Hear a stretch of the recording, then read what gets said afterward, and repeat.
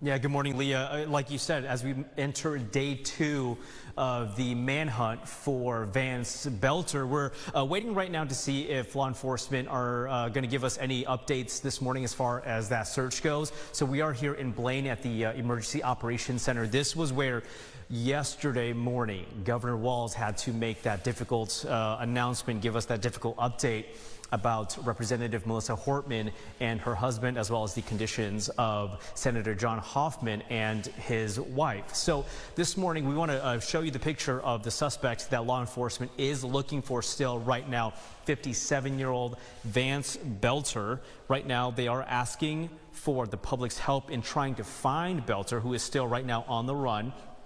The FBI offering $50,000 for any information leading to his arrest and conviction. Now you can see in that third picture on your screen, he is wearing a police uniform outside one of the homes of the victims here. They say he showed up impersonating an officer, and then you'll also notice that he's wearing a rubber mask in one of those pictures. It's a Halloween mask that appears to be an old man, and it's covering Boelter's entire head there.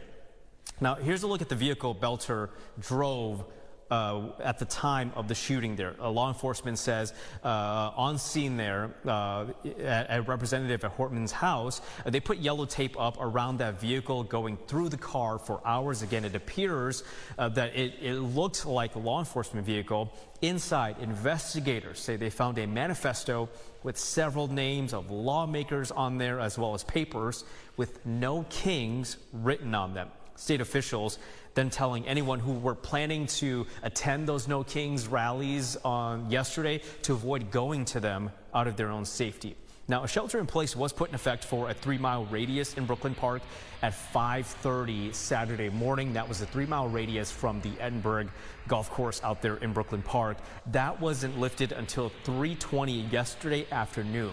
But during the time of that shelter in place, SWAT teams were out in neighborhoods trying to find Boelter.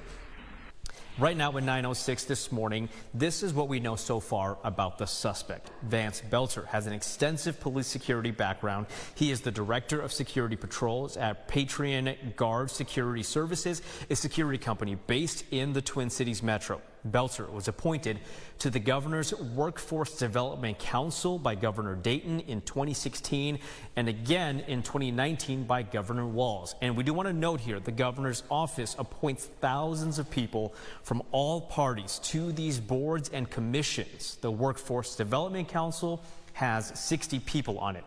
Meantime, we are hearing more from the roommate of the suspect here, Boelter.